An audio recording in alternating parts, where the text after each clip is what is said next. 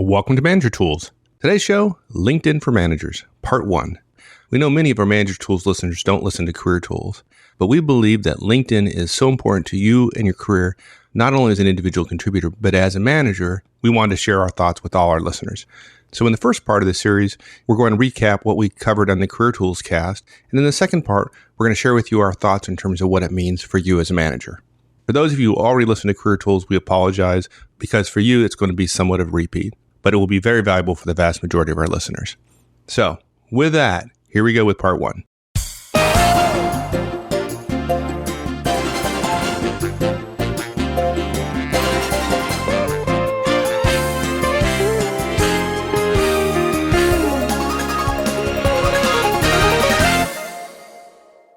Wow, you saw that article in Fortune, right? We're going to talk a little bit about that today. But, you know, Wendy, our associate in London, is a terribly smart lady.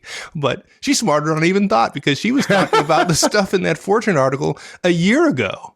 Yeah. And, you know, stupid us. She saw it coming. Yeah. We thought it wasn't time and whatever. So we put it on the shelf for almost a year. And sure enough, like a few days before the Fortune article came out, we recorded our podcast on LinkedIn. Yeah. Wendy created some content in the form of a podcast for us about LinkedIn. If you don't know, LinkedIn is the digital social media site for professionals. And I hesitated. I really paused. I wasn't sure the content would be timeless, and I wasn't sure how big LinkedIn's reach was or anything like that. Well, you know, basically we strive for all of our content on Manager Tools and Career Tools to be timely for many people because they're facing the problem we're addressing. But more importantly, I think the thing that makes our stuff valuable, separate from the fact that it's actionable, is that it is also timeless. In other words, it'll still be of value to somebody facing that problem 20 years from now. Yeah, that's a little bit of a problem, though, when you're talking about digital stuff, right? Right. The digital world changes so fast. Yeah, that's right. So basically, I felt it might be timely, although I didn't think LinkedIn was big a year ago, but I didn't feel it was timeless. I just didn't. I didn't feel it was a big enough issue for us to address. But in the past year, two things have changed. First, like you say, when it comes to digital stuff, there's very little we can say that'll be timeless. Stuff just changes too fast, right?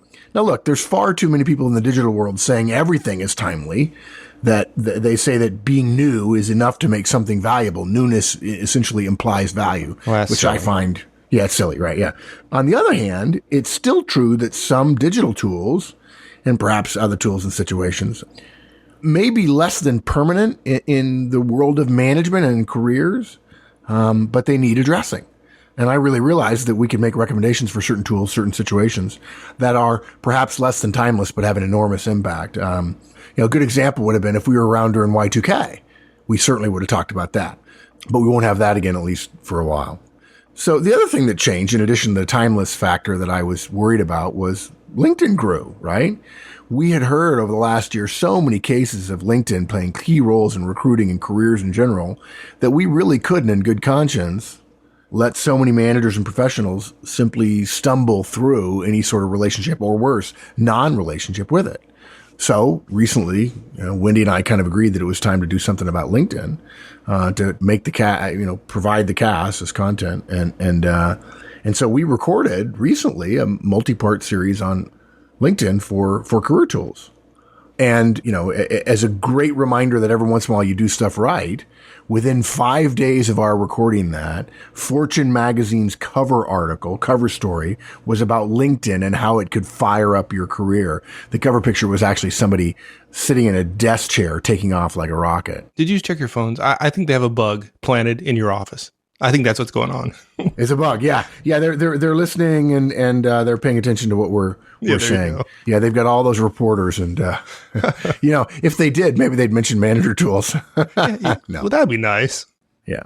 So look, basically, okay. So, and by the way, we tell you the picture of the cover story. So if you see it at a magazine stand somewhere, newsstand somewhere where you're traveling or whatever, pick it up and read it.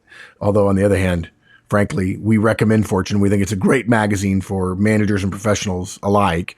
But don't buy it until, and if you want to buy it, send them a note and say you'll buy it once they start talking about manager tools or career tools in Fortune, right? Just help us. Well, the funny thing is they don't need to buy it for this article because we'll have told them everything in this article when we get done. There you go. Look, we believe that LinkedIn has now become important enough in the professional world that managers ought to know about it. And so we feel like this is a career tool, a career topic that we can talk about in manager tools. Okay. So in this cast, we're going to review the basics of our guidance on, that we put out in the career tools cast, because a lot of our manager tools listeners don't listen to career tools. We're going to review the Fortune article, which makes some compelling comments. And then we're going to make some specific recommendations for managers and how they might interact with, the world of LinkedIn. Good. So we'll go over the career tools content. We've got 5 key points. We're going to reiterate our recommendation of LinkedIn. We're going to talk about completing your profile. We're going to say that photos aren't necessary. There's a bit of iffiness around photos. We're going to recommend that you connect with people you know, and there's some things you can do there. And then we're going to recommend you do some specific things to make it valuable for you in terms of recommendations and groups and so on. Once we do that, we're going to share with you at a very high level. We're not going to take as long as we did in the Career Tools cast because it was a multi-part cast, right? Then we're going to walk through the key points made in the Fortune article, the points that really hit us square on the forehead and, quite frankly, agreed with us over and over and over again. And we think people need to know that. And there are 11 points we want to make there. And then we're going to give you some manager tools guidance. And there are 3 key things. And that is, you've got to add people you meet to your network, and that network has got to be captured on LinkedIn. Okay. We recommend, again, for managers that you join groups that have relevance to you. And by the way, this has value to your career, but it also has value to you as a manager. And then you keep track of your network with LinkedIn, because your network can be your bench. And rather than keeping track of in your head all the people, or all in Outlook, all the people out there, LinkedIn gives you a great deal more flexibility, and other people are filling out their information for you to keep you current about the people on your bench. And people in your network, the small part of your network, could become your bench, and the people from your bench are the people you hire. And some of the numbers we have about hiring on LinkedIn are really impressive. Yeah, exactly. Okay, so let's talk about what we shared with our Career Tools audience. And if you've been listening to Manager Tools for a while, the fact that we would recommend a social networking site has got to just pretty much floor you, right? Yeah, because we're such big fans of MySpace and Facebook. Yeah, exactly. Yeah. I literally think I'm the only person in the world not on Facebook. And that is true, by the way. Yeah. That's absolutely true. And what the difference with LinkedIn? Okay, so what's the difference between Facebook, for example, and LinkedIn? Well, LinkedIn is a business-focused social network site. Yeah. Facebook is not. Yeah. I mean, literally, the digital world has allowed us to connect with people that the physical world keeps us apart from. Okay. And we can have they would call it an avatar in the technical world, but we can have a presence digitally that allows us to see other people's presence digitally, that essentially closes space and time. And so people want to connect with people. And the first way people want to connect is emotionally, socially, non-professionally. And that creates Facebook and MySpace and Friendster and all kinds of other stuff like that. But then what happens after that is, well, if it's good personally, it ought to be good professionally. And that's exactly what LinkedIn is. LinkedIn has become the de facto standard for displaying your credentials on the web, for connecting to other people, connecting to associates, connecting to contacts, and not just connecting, but maintaining relationships and maintaining your knowledge about industries and specialties. It has reached a critical mass that I think the tagline is, if you're not in, you're not on, or if you're not on, you're not in, meaning today it's almost unprofessional. I'm being a little facetious here, folks, but it's almost unprofessional to be a professional and not be on LinkedIn. Yeah. It's just like being a kid and you're not cool if you're not on Facebook. Well, you're not as professional as you could be. You're not as connected as you could be. You're not as technologically current as you could be if you don't have your profile on LinkedIn today. That's how strongly we feel about it. I think you said it right, because I don't know of anybody who thinks they're being cool by being in LinkedIn. Facebook is kind of cool. It's kind of fun. It's kind of hip, but that's not the way people think about LinkedIn. They think about it as professional. Oh, yeah. In fact, on my profile, which, by the way, neither your nor my, I think, are 100% complete, Mike. No, they're not. But, on my profile, I use the picture that I use in the forums, which is a picture of me in golf attire on the 8th hole at Spyglass out at Pebble Beach. Okay. And that's not our recommendation, by the way, folks. And Mark, I'm just going to tell you right now that you're just never going to get another job unless you fix that. Yeah, I feel bad about that.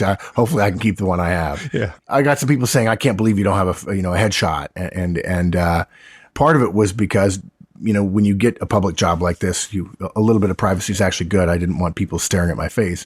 But frankly, I just wasn't thinking very clearly. And I actually wanted people who were in the forums to recognize my picture in both places. But look, we have given recommendations about the representations that happen about you and your life, which essentially we as people allow to be out on the internet representing us. And frankly, we hope you've heeded them. We're not done telling you horror stories about Facebook. Now, don't get me wrong. I think Facebook is fabulous. My kids are on it. It's a great system. Many, many people are on it. It's a great way to stay connected, to view photos and so on. And I will tell you, from a career point of view, Facebook has now become the place where good career searches go to die. Yep. There is nothing on a Facebook page that will help you. There are all kinds of Facebook pages that'll hurt you. Yeah. And LinkedIn, to reiterate your point, that's where professional managers and recruiters hang out. That's where they're looking for folks. And folks, that's where they're looking. If you don't have a profile, well, they don't see you. And secondly, if you have a profile and you don't do it professionally, it doesn't look professional. You're not only not looking professional, you're hurting yourself. Yeah. Don't get the idea that all this stuff is private. It's between you and your friends. If it's out there on the web, it's searchable. This is not a personal space. It is a public space for you to present yourself professionally.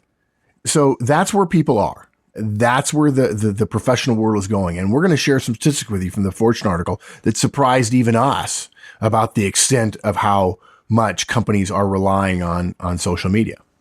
Okay, so that's our recommendation. We simply will tell you, you've got to have a LinkedIn profile in the modern professional world today. Right. And then we had some comments about the profile itself. Yeah. And some steps to take to make sure it's professional.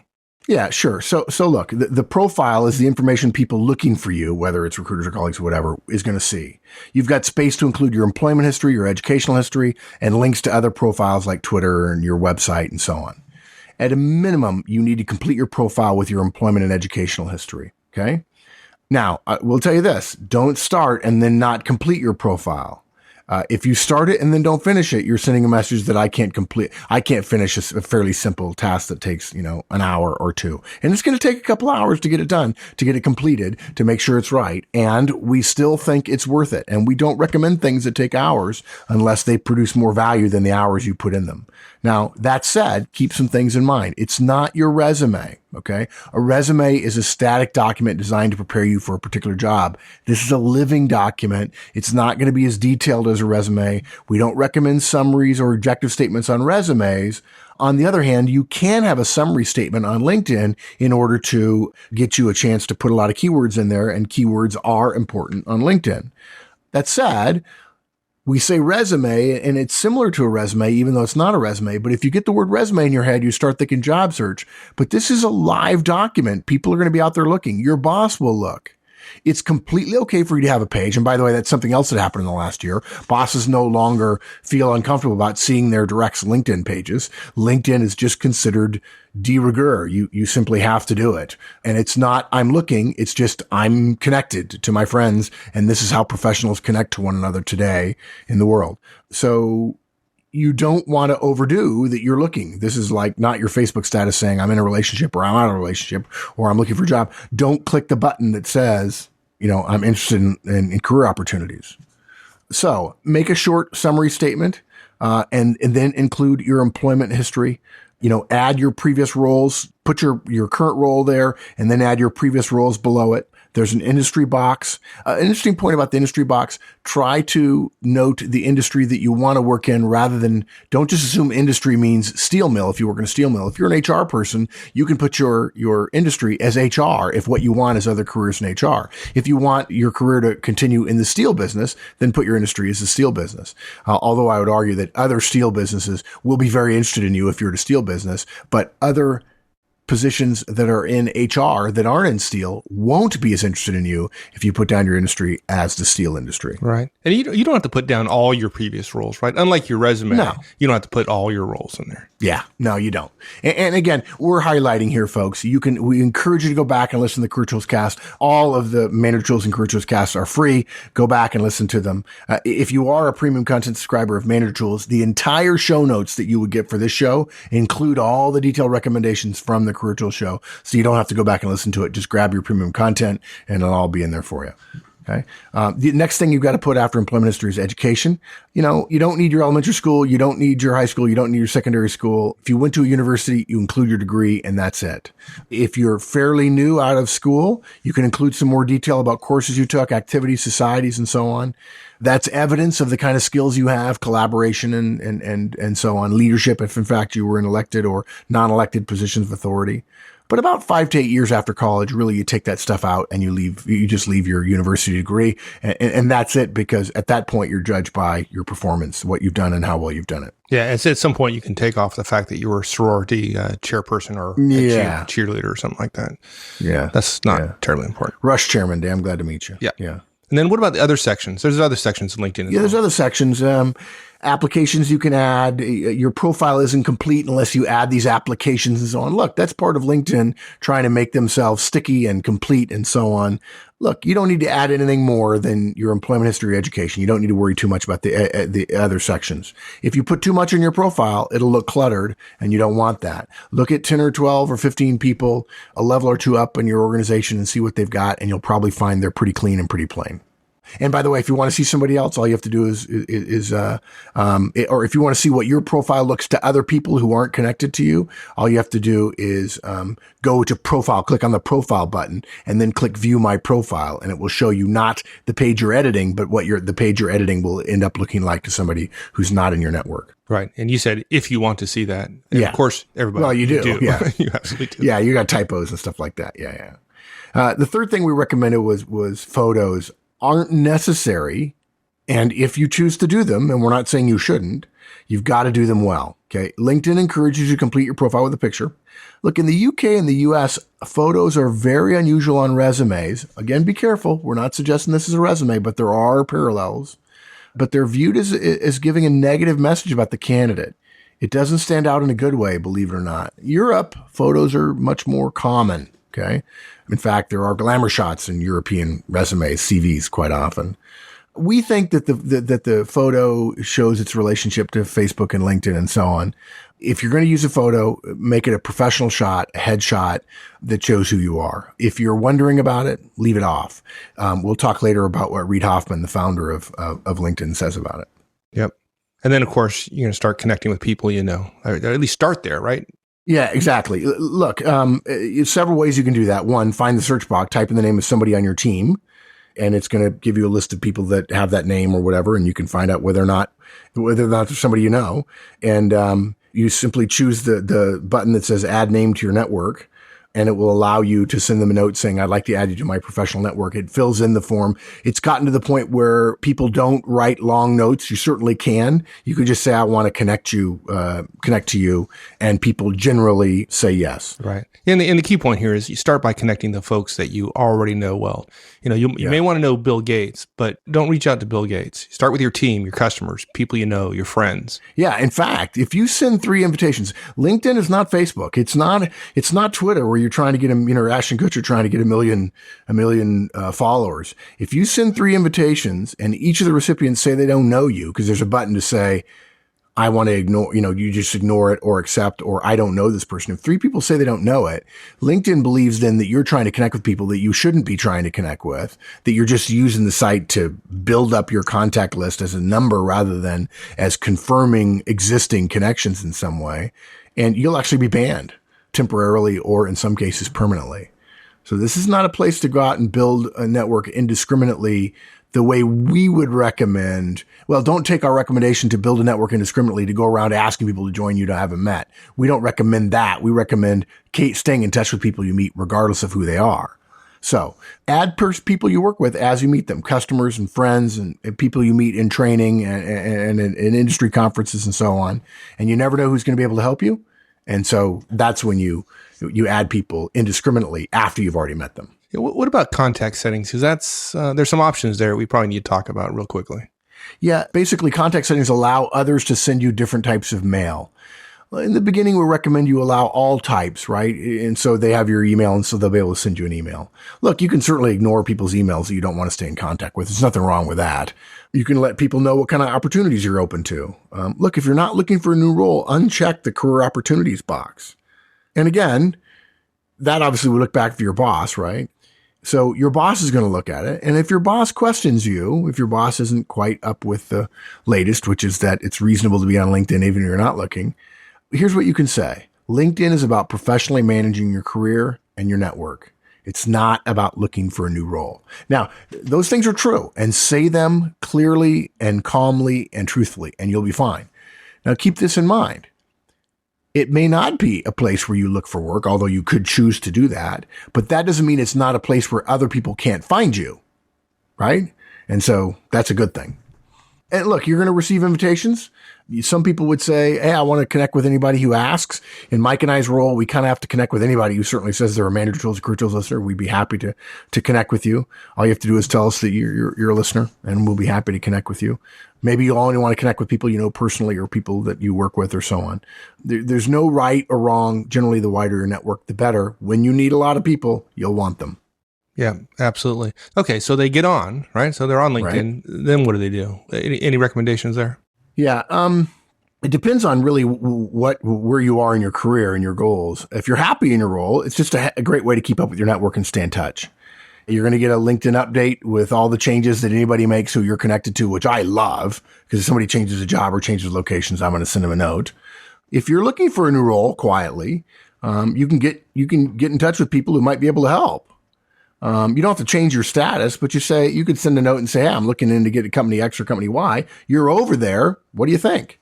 You just said something about, somebody gets a promotion or something happens, you send them a quick note. Look at folks, just being connected on LinkedIn electronically, that is not building your network. It facilitates it, but at some point, you're going to follow people's activities, and then you're going to communicate to them via email or via the phone or something, but it's not simply sufficient to be connected. And then when you need something, to then write them a note. That's this is a repository. This is like it's like Outlook. The contacts section. It is a contacts on crack in Outlook is what it is. You don't have to fill out the contact information in Outlook. The other person does that for you when they fill out your profile, and they're going to fill out their profile, and they're going to tell you a lot about them that you probably didn't know. Yeah. Can you imagine reaching out to somebody and saying, yeah, I thought I'd give you a call. I'm looking for a job. I thought I'd give you a call because, of course, you're in my Outlook contact section. Yeah. What? Yeah, exactly. Yeah. So just capturing your network doesn't do it any good. The issue is you didn't know somebody before. You meet them the first time. They're no longer a stranger. And then what you do is you simply stay in touch. Our old Control-Shift-K comes back. And yes, you can do the equivalent on LinkedIn and essentially stay in touch with people. And when you get a Control-Shift-K in Outlook, you can simply go to LinkedIn and send them a note and say, hey, I hope you're doing well. And do that 4 or 5 times in a year or two. And then suddenly when you need something, you reach out. They remember that you've talked to them every once in a while. And you're not one of those people that only talks to them when you need something. There you go. So look, we recommend, and we made a simple recommendation. Every 6 months, schedule 15 minutes to update your profile, right? You're going to have old data there. You're going to change jobs. You're going to change locations or whatever. You don't need to do it every quarter, but every 6 months, just update your profile. And you'll regret not doing this if you suddenly need your profile up to speed quickly. Yeah, kind of like resumes in your career history document. Good. How about, you can recommend folks and folks can recommend you. What do you think about recommendations? Yeah, you may well receive requests from others for recommendations. And LinkedIn will encourage you to recommend stuff for other people.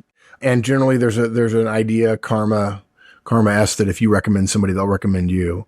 I've not found that as helpful as some other people have, just because some people can recommend Manager Tools, but it's hard for me to recommend a member that I've never worked with, I've never met. I feel like it doesn't make a lot of sense. Now, you can recommend somebody you respect without even asking, and we've gotten a few of those. Those are certainly very kind things that people do. So recommendations are one thing. I'll tell you what. I'll tell you what's really a burgeoning area on LinkedIn is groups.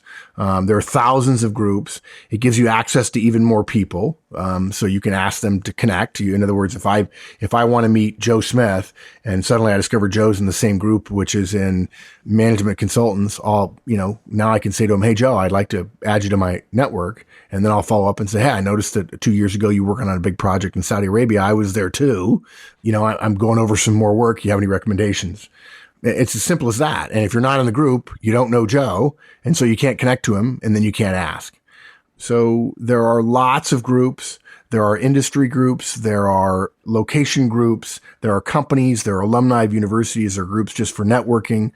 So find a couple and try it and see what you get. The great thing is you get digests each week of group activity. Some groups tend to be full of people that are just trying to advertise themselves, and you may choose to check out of those. But definitely you want to join groups. Manager Tools has a group. We even have a subgroup for Manager Tools China. And about 2 months ago, when I realized I was beginning to feel like LinkedIn was inevitable or unavoidable, we started reaching out to those groups directly and providing some value there. Yeah.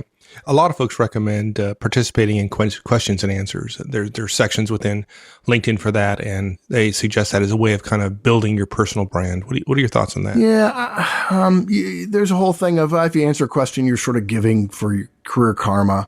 I don't find it terribly helpful just because a lot of people who answer are just answering, and I find a lot of the answers are them shooting from the hip, and it's not really valuable. I think generally if somebody asks a question about career management, they expect to hear from somebody who has career management experience in some way, that has expertise, not just somebody who has a long career, for instance. If you start by saying, in my experience, I've done this, that's probably not terribly helpful. So I don't know. I don't think it makes sense to engage in something that is brand building if that's the way you see the reason you're doing it. I think if you're giving, that's fine. And if your brand happens to get built, so much the better. But if you're giving something of almost no value, how does that build your brand other than you give away things that aren't valuable? So I don't really see it that great. We have another part there's a job board on LinkedIn. And look, we have said before, we don't recommend job boards alone. Maybe it's worth looking at the job board on LinkedIn if you're looking for a job. There's nothing wrong with that. But I certainly wouldn't join LinkedIn because it has a great job board. Yeah, exactly. Yeah, summary, LinkedIn is like, I think you said earlier, it's like your Rolodex on steroids or your Outlook contacts. Outlook on crack. Outlook on crack. Those are our high-level recommendations. Yeah, that was the point we covered. If you haven't listened to the Career Tools cast, at least you got an outline, real high-level view. There's more in the podcast in Career Tools, and go listen to it if you're interested. Thanks, everyone. Hope you enjoyed it. Next week, we're going to talk about what does LinkedIn mean for you as a manager. See you next week. So long.